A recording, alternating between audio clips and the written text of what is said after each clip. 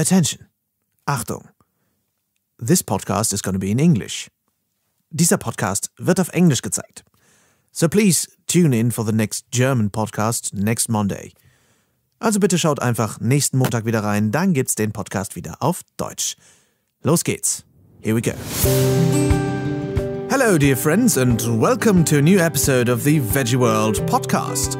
I am Lars and every Monday I'm feeding you tips, news, interviews and everything related to the vegan lifestyle really. And this week I'm talking to psychologist and author Dr. Melanie Joy on how we can improve our relationships. Thanks so much for tuning in, folks. It's such a pleasure to finally give you the first ever English version of the Veggie World podcast. For those of you who are still bewildered as you stumbled upon this little piece of audio knowledge, this is the Veggie World podcast. It's the official podcast of the Veggie World, which is Europe's biggest vegan trade fair. I am Lars. I'm just a regular guy from Germany. I'm a voice actor and a photographer, and I'm trying to reach as many people as possible with this medium, with this podcast. And this marks not only our first English episode, but also our 31st episode in total. We started in June 2017, and we've been broadcasting every Monday for, half a year now, with the August off because I traveled to New Zealand. So usually this podcast runs on German language fuel, we talk in German all the time, but we thought we broaden our horizon just a tiny bit, which brings us here. Today I'm bringing you an interview with the wonderful Dr. Melanie Joy, who is a psychologist and author of multiple books, public speaker, co-founder of ProVeg International, and the list goes on and on and on. CEVA, the Center for Effective Vegan Advocacy, and so on. To sum it up, she's very, very smart. Talking to her, I felt very, very not smart, in fact. And it was an amazing interview, and thank you so much, Dr. Joy, again, in hindsight, for putting up with me, because I was very nervous. I was nervous as hell when I talked to her, and I'm always, of course, listening to the interviews after I recorded them, and I was a stuttering mess. So please excuse me for being that at the time. I recorded Dr. Joy when we met at the Veggie World in November 2017 in Berlin, and we talked about her new book, Beyond Beliefs, and about communication in general. And it was a lovely interview. Just please excuse my stuttering and mumbling, because I was very nervous. I was a bit of a fanboy, to be honest. And also German is my first language, and English is just a learned language. And as you hear now, I'm much more comfortable in talking in a perversion of the British accent. I'm much more fluent in it now, and I do have the tendency to switch to the accent I hear. So when I talk to Americans, I tend to do more of an American accent. So that's what you hear there. A perversion of the American accent, basically, not of a British accent.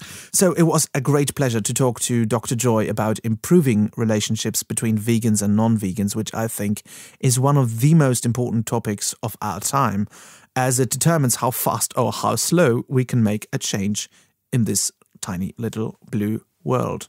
A tiny disclaimer on the sound quality of this particular episode. We recorded this interview in a very big, very empty room in Berlin, and there might be a tiny bit of reverb. Please excuse that. I'm working on it, but I have to work with the room I'm getting on the particular, location. So that's that. Just before we jump in, please let us know if you like this podcast. Please write to me. I'm going to give you an info at the end of the podcast, or give us a review, because if you like this, then we can make more of them, and we'll do more English podcasts in tandem with the German podcast, because in German they tend to do very well, really, and we like to, as we said, broaden the horizon a bit and feed the world with good podcast, content. Although I hate the word content, because people tend to do content for content's sake these days, but we really care about content. Who is we, by the way? That's me, Lars, and the Veggie World team, of course, who do this very passionately. and we really care about this planet and the animals and the people on it. So, without further ado, there was a lot of ado, actually. Let's jump right into the conversation with Dr. Melanie Joy. So I'm here very excited with our first English episode with Dr. Melanie Joy. Thank you so much for being here. It's really an honor to have you here. Yeah, well, thank you. It's a real pleasure for me. So for the people who don't know you yet, like the two people in the world, who are you and what exactly do you do?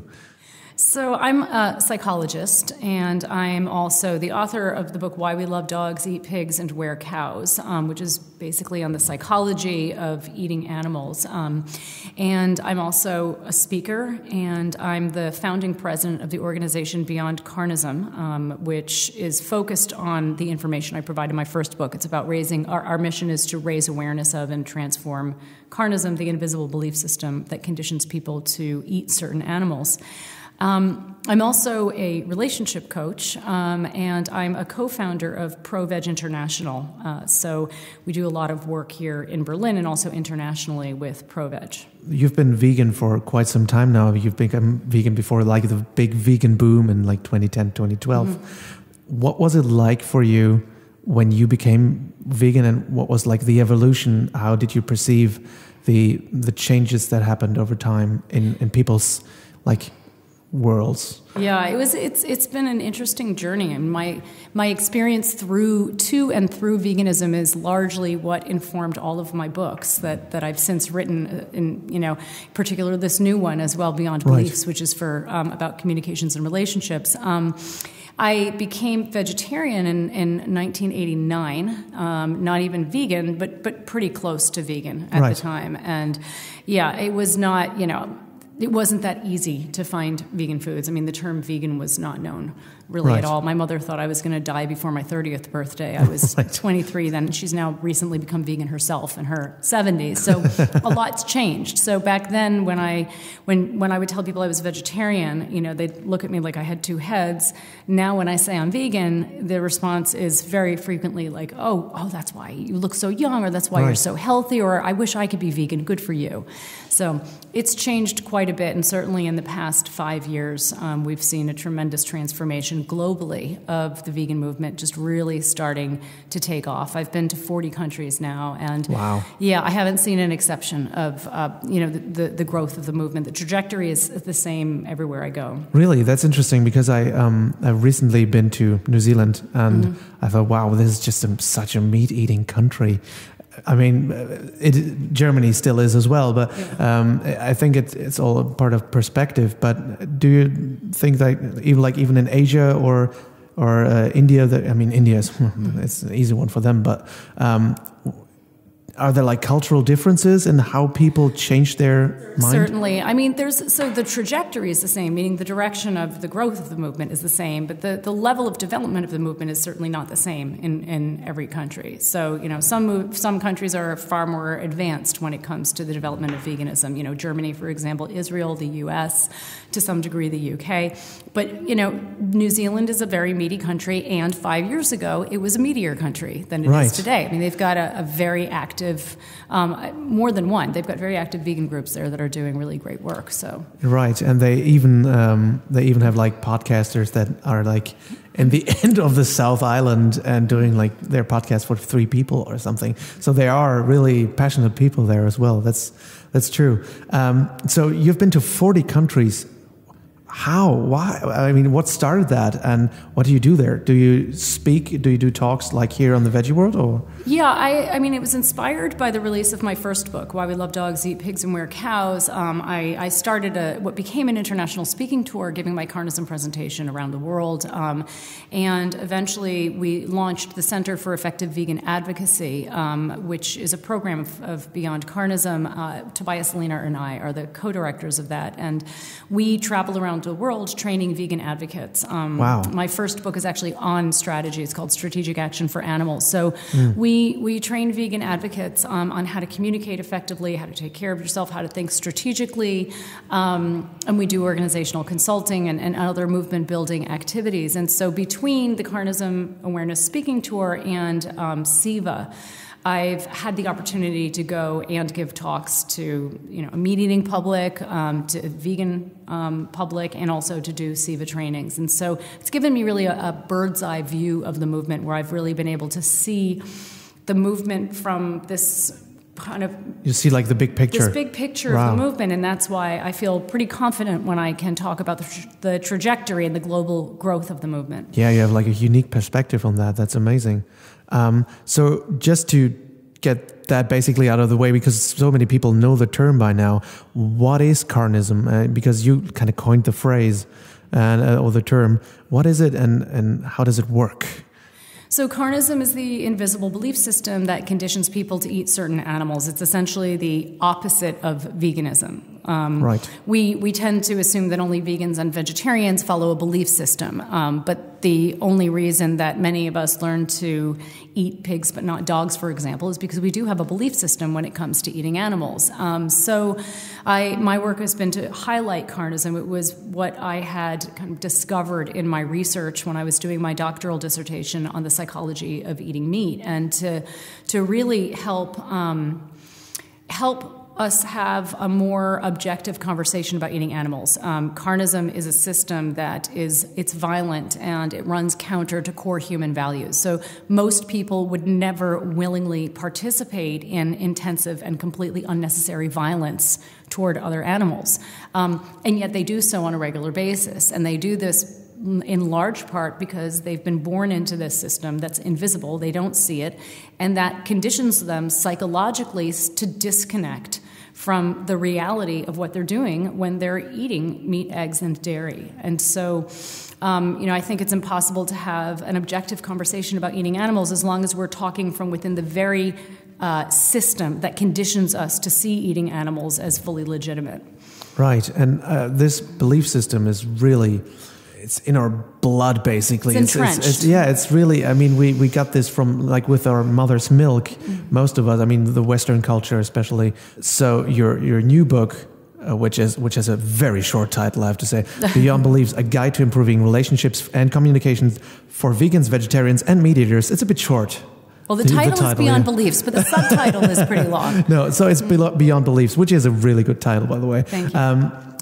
You tackle this huge topic of communication between all of us and getting basically better discussions out of it. And I think that's such an important theme, because so many people who turn vegan, like the fresh vegans, are many. I have many in my show who said they were so aggressive and so depressed because they thought, okay, I now made this change. Why doesn't anyone else see what's going on? And we have to change that, and not being able to reach out to people who are still stuck in this belief system.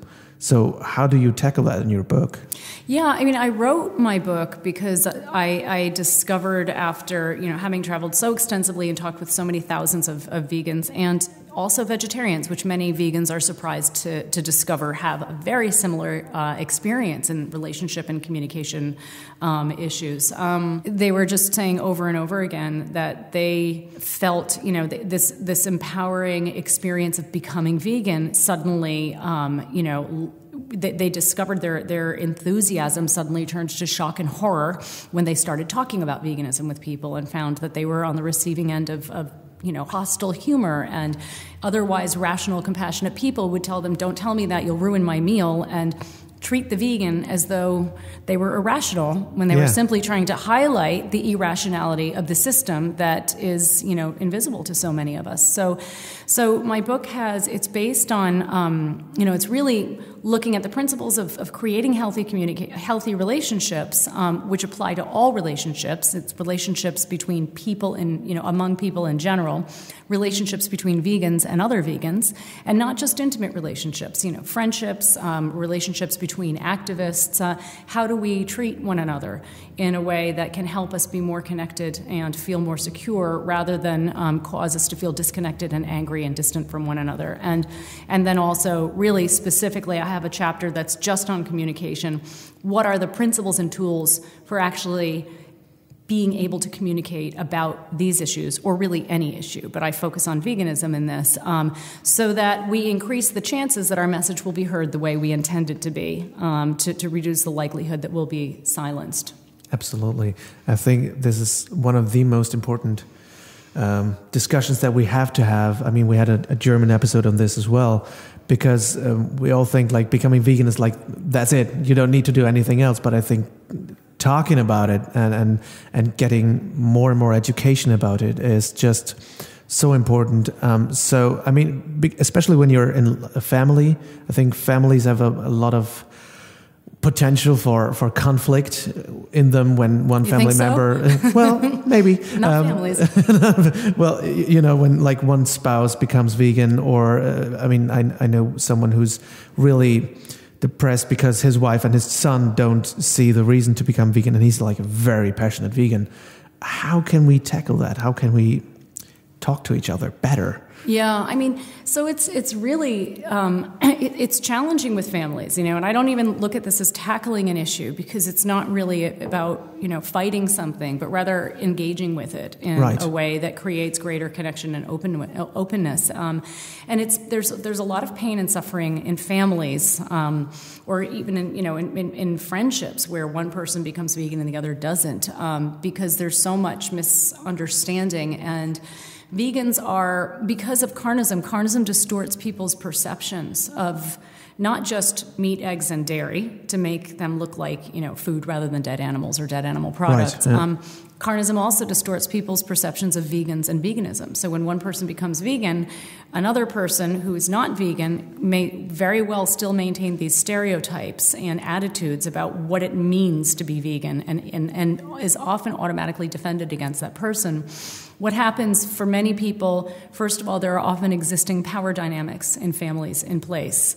So then veganism just becomes another issue that develops into a power struggle, you know. Right. So now it's like, you know, the black sheep in the family, the yeah. so-called black sheep, is often the one who's most likely to become vegan, the person who's open to different ideas, sometimes who's more sensitive, and then the family will be like, oh, great, now you're vegan on top of everything else, right? Right. And so instead of just really engaging with this topic, it's more fodder for struggle, for power struggles. And so understanding this is a first step, understanding that, you know, underneath the difference in ideology is a relationship between two people, and that's where the attention needs to go. And healthy relational dynamics look exactly the same, no matter what the quote-unquote superficial meaning that they're just on top of the relationship. Right. No matter what the superficial differences are, if people know how to relate to one another with fundamental respect and compassion and openness, most differences are manageable.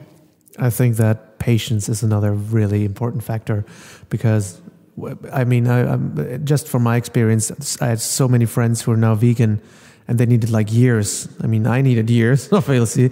And so what's your advice for vegans who feel like they're like burning out? I mean, you had this topic at your talk.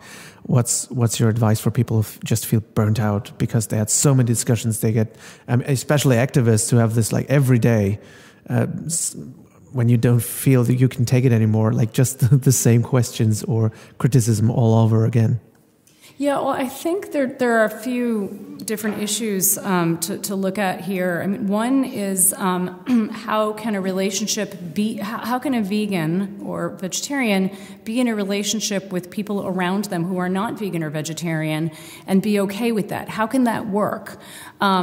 Patience suggests that we're waiting for the other person to become vegan, but it's very often when we stop expecting another person to become vegan that really that openness happens. Right. We can't really make other people change. Relationships are not a forum really for advocacy. Often vegans try to get the people that are closest to them to go vegan, in part because they want to be able to share that part of their lives with them and it'll just be easier, and in part because they really want to be promoting veganism. But often these are the most challenging, you know, people to be doing outreach to. And what I encourage, a number of things. I mean, one thing, that I encourage vegans to do is to ask the people in their lives to become not vegan, but vegan allies. So a vegan ally is a supporter of vegans and veganism who isn't fully vegan themselves. And sometimes for vegans, that's actually enough. Sometimes the real problem is not that the other person is still eating animals. The real problem is that the other person doesn't understand and respect the vegan for who they are and what they believe in. And in order to have any kind of connection in a relationship, everybody needs to feel like they're understood and seen for who they are. We all need to feel like we can bring ourselves fully into the relationship. And vegans often feel like they have to hide what they care about most from the people around them. And so I have in my book like a script for people to ask for another person to become a vegan ally and to say, like very specifically, I'm not asking you to become vegan. I just need you to know what the world looks like through my eyes. So you know why veganism is so important to me. You know what it means to me. And so I feel like you're on my side with this. And that can shift a dynamic tremendously.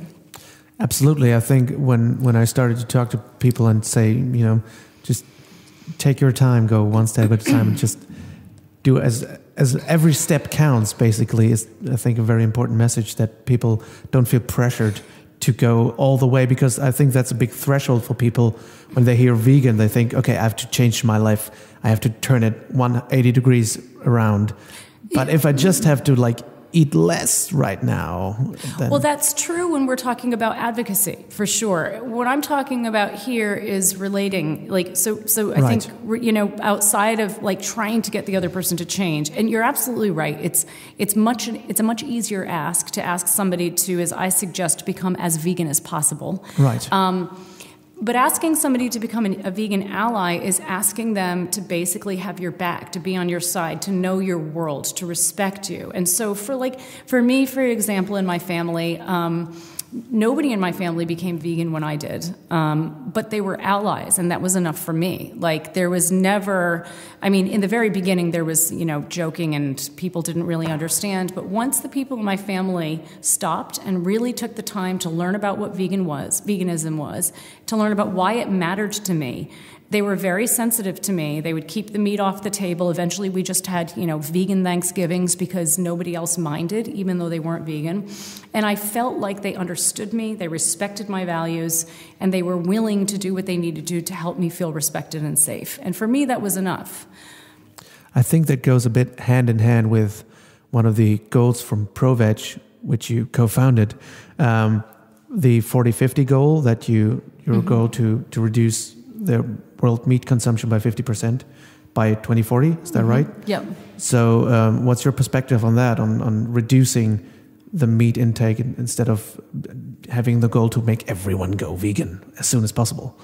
Yeah, the activist, the great animal rights activist Henry Spira said, if you go into a negotiation asking for all or nothing, chances are you're going to come out with nothing.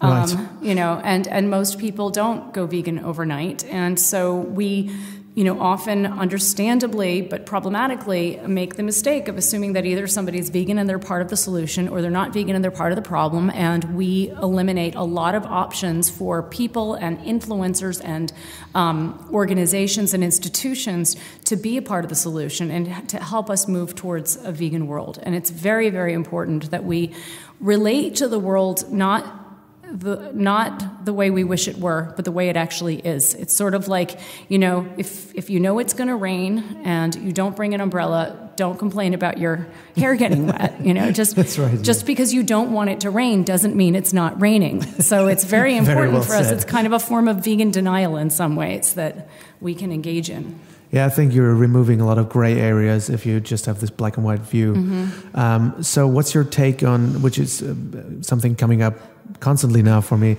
is the cultured meat? Were you part of some discussions there? You were in Berlin when the End of Meat film, for example, came out, and they had a discussion there. And I know that Nico Rittenau has now his Plant-Based Symposium episode with Dr. Mark Post, who does the cultured meat. What's your take on that? I think it's anything that helps us to reduce suffering and increase compassion and health in the world is typically a step in the right direction.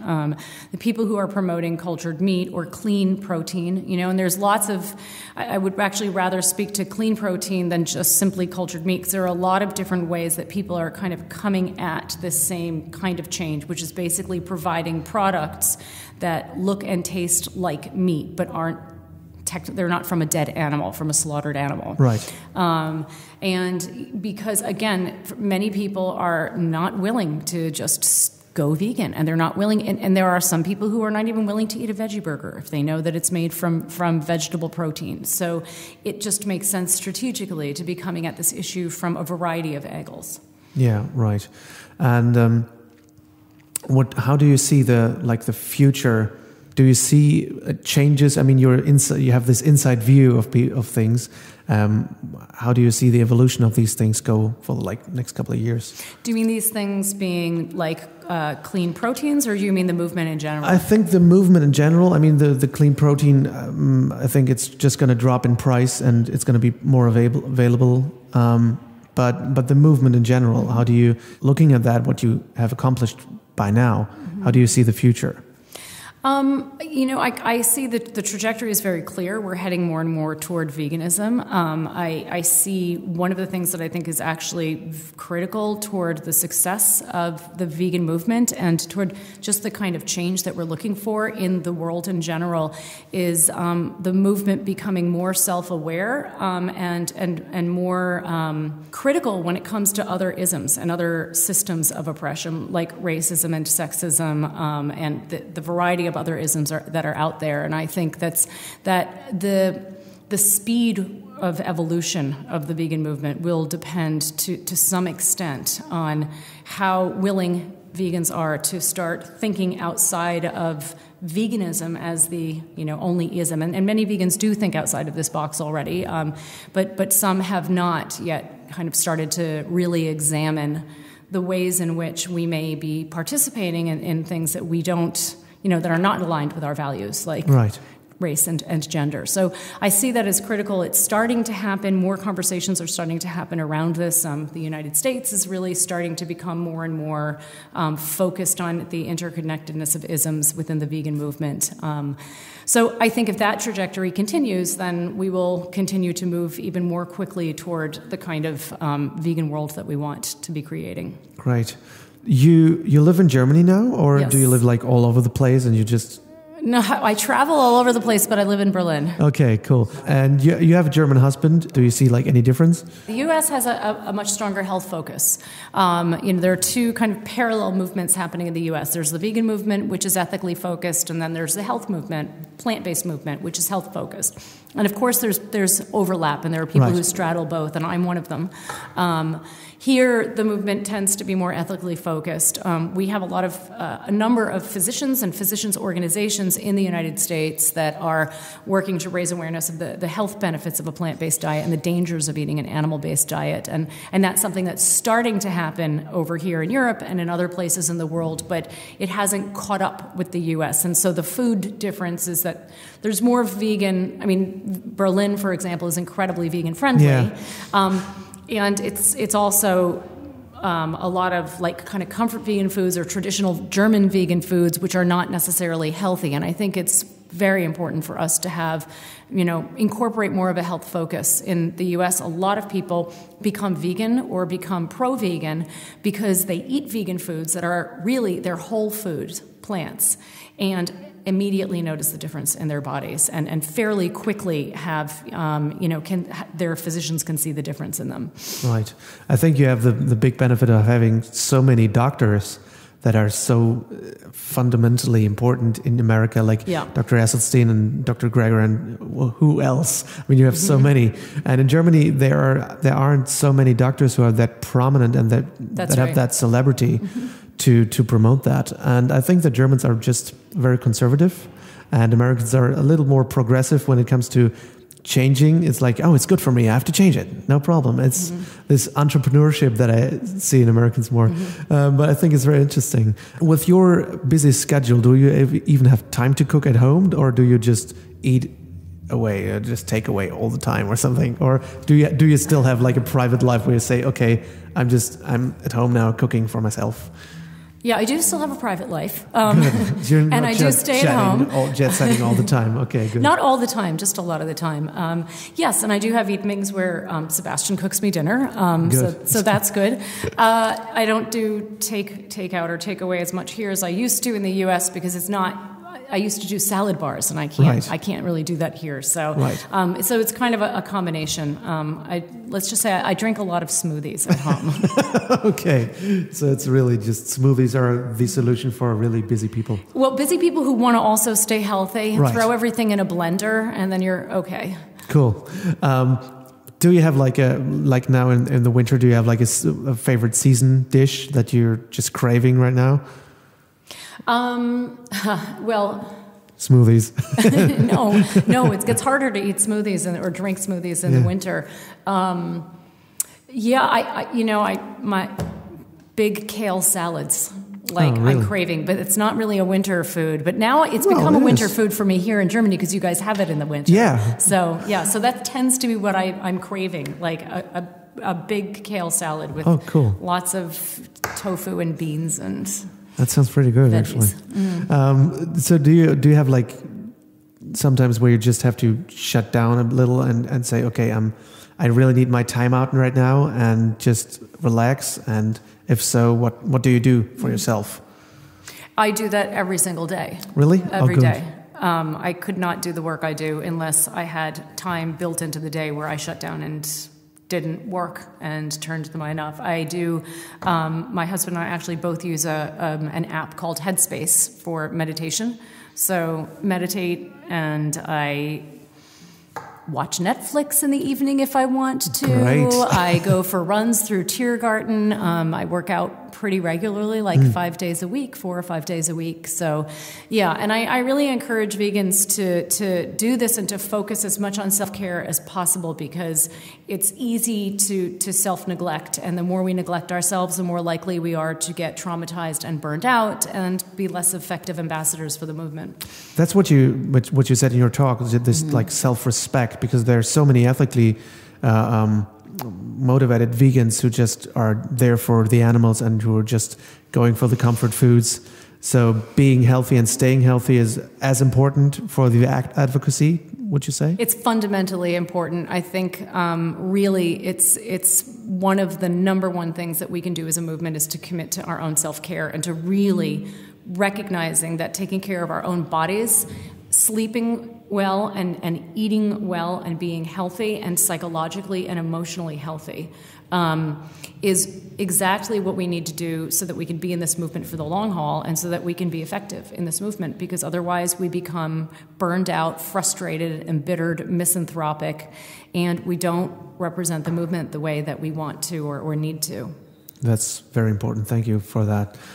So what's your goal for the next year? Do you have short-term goals that you really want to tick off? Well, I'd like to get my book Beyond Beliefs in German soon enough. So by next year, and I'd like to really start doing more work and support for vegans and non-vegans in relationships and communication. And CEVA, the Center for Effective Vegan Advocacy, is going to be launching a series of videos that are going to be short, a couple of minutes long or so, tips for advocates, for people, how to talk about veganism, how to take care of yourself, fantastic. To really support the movement. Wow, that's absolutely fantastic. I'm really looking forward to that. Thank you. Where can we find you and your work and your books? At carnism.org. Okay, that's like the one go-to address to find everything. Yeah, good. Fantastic. Melanie, Dr. Joy, I really enjoyed this time with you, and thank you so much for doing what you do. I wish you all the good and the luck in the world. Thank you for being here. Thank you so much. Thanks for helping spread the word. So once again, guys, thank you so much for putting up with my stuttering self. Again, the fanboy factor was pumped up to 1,000 at that time.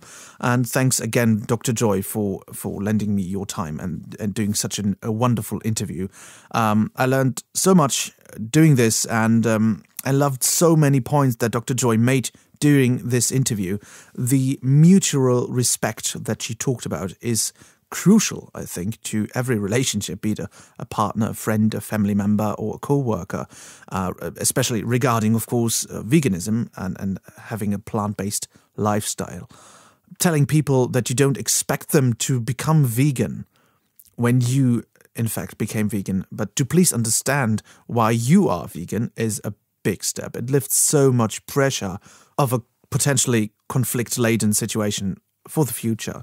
And speaking of expectations, when we stop to expect our partners and friends to become vegan, we open up, we relax a bit. And that's just a great point from Dr. Joy. I see that right now, as we released the 30th episode of our German podcast last Monday, I got messages from someone I never ever expected to rethink their consumption of dairy products. And they now started testing plant-based products, such as soy yogurt and oat milk and butter alternatives. And that for me is just amazing. It took such a long time to get there because, I did talk to this guy and he was a really great colleague and he's a really open guy, and being a vegetarian for years. But it never kind of occurred to me that he was really, thinking about it. And he listened to my podcast, which I didn't expect him to do. And now he wrote to me and said, I'm really rethinking my consumption of dairy products. Let me try, and that's all I could ever ask, that somebody tries and of course to be there helping them. And trying out new stuff can be daunting when you try like plant-based milk or plant drinks, as we have to call them in Germany, because, you're coming off cow's milk and you have like umpteenth million plant milks there. So what triggers people to start thinking about their consumption of animal products is, it can be so many different things. Maybe it's a conversation you have or many conversations most times. Maybe it's a video or a podcast they listen to, or it's something entirely different. You never know, but that also means you must never give up, because someday they might, ring at your door and say, okay, I think I'm going vegan now. It happened to me so many times. And sometimes it seems to be very hard work to do vegan advocacy. And I happily admit that I wanted to stick my head into the sand and quit everything more than one time, believe you me. But it pays off. It really does. And again, remember, you can't make everybody a vegan. Try to reach out and make vegan allies who understand why you are vegan but who are not vegan. I have friends who are very good friends who are not vegan, and they might have family and they have 3 kids or something, and they say, I understand why you are vegan, but I just can't do it right now. And I understand that, but they eat vegan a lot, maybe not the entire time, but a lot. So please remember that as well. And that's about as far as I will go with my motivational speaking. And if you think now, because you're new to this podcast, Lars, Melanie said that already, so please shut up. I know, but I tend to, summarize everything in the end of the podcast, and I really need to rephrase stuff for myself, and sometimes it helps people to just have stuff summarized and rephrased at the end. So I'm sorry, but I'm not sorry. Also, looking at the big picture is absolutely essential, I think. Getting the world to rethink how we treat animals and the consequences of our actions is huge. Huge. It is huge. I'm sorry. It creeps up every time now. So we need to be realistic and think about taking individual steps. Not small steps necessarily. They can be small steps, but they can be big steps. But just one step at a time. Thanks again for sharing your thoughts with us, Dr. Joy.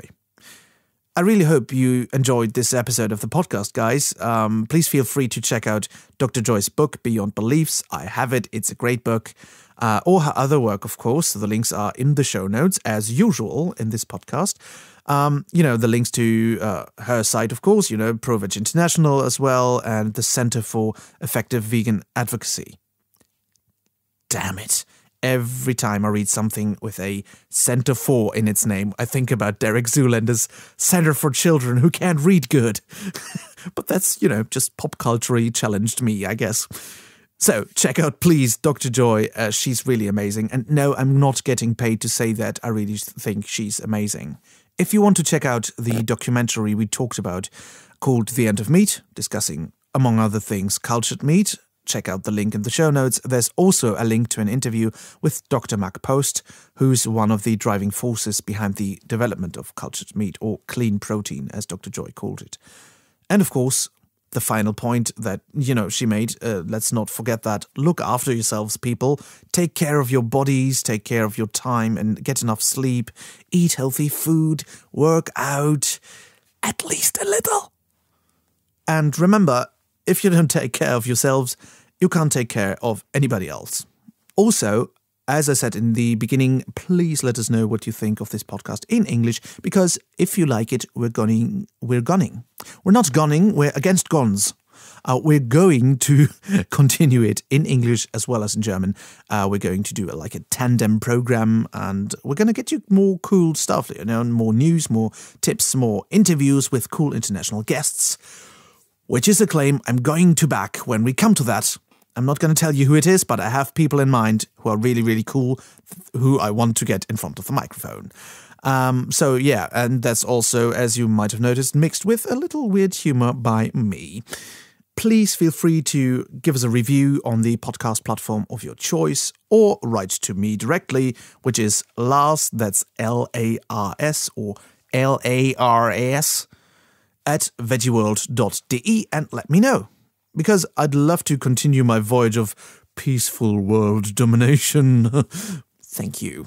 Next Monday, if you're interested, and if you understand a little bit of Deutsch, I'm going to tackle the topic of eggs, how they're produced, what it means to the chickens. I'll give you some data on the egg industry, on the effects on health and environment, and of course, I'm going to give you a ton of tips for vegan alternatives for eggs. Seriously, there are so many things that you can use instead of eggs. It's ridiculous. Oh, by the way, if you're interested in listening to something like the egg topic in English, please let us know. I'd be happy to oblige. Until then, dear friends, have a great week. This was so much fun, and I'm looking forward to more podcasts in English if you like. Thanks so much for tuning in, and ciao, ciao.